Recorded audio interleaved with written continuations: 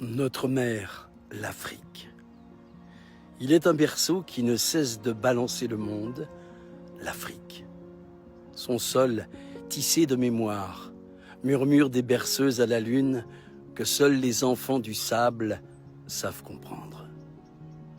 On croit trop souvent connaître ses contours, mais l'Afrique n'est pas une carte.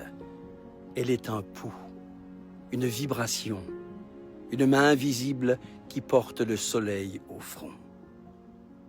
Rendre hommage à l'Afrique, c'est entrer pieds nus dans l'éternel atelier de la diversité.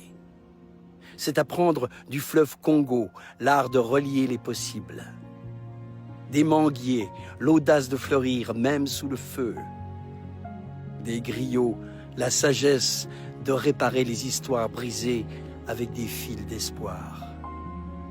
Chaque visage, chaque dialecte, chaque rituel raconte l'infini. Ici, le quotidien est une mosaïque dont chaque éclat tente le miracle de la nuance.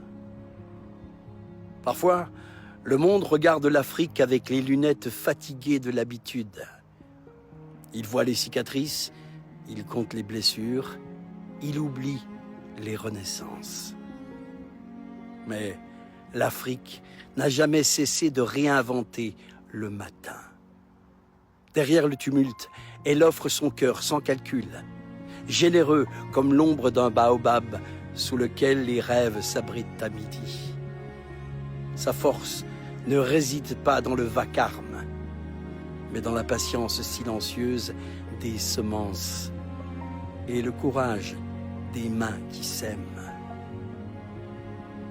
Notre mère, l'Afrique, c'est l'élégance d'une marche sur la latérite, la beauté du rire qui traverse les ruelles, la puissance de celles et ceux qui, mains jointes, bâtissent demain sur les ruines d'hier.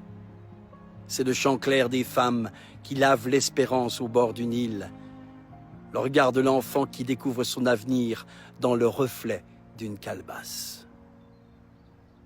Et si l'on apprend à regarder autrement, on verra que l'Afrique n'est pas l'histoire d'un manque, mais celle d'une abondance multipliée.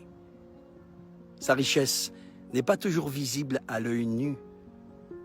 Elle se cache dans les racines qui tissent les peuples, dans la lumière qui rebondit sur la peau, dans la danse entêtée de la vie contre la fatigue des jours. Au bout du compte, l'Afrique ressemble à une étoile qui refuse de s'éteindre. Elle invite le monde à s'asseoir auprès d'elle, à écouter, à apprendre l'humilité et la joie d'être ensemble. Car ceux qui s'abritent sous le grand arbre de l'Afrique repartent toujours avec une parcelle d'espérance, un chant nouveau cousu au creux du cœur et l'étrange certitude que le futur peut surgir là où personne ne pensait le voir.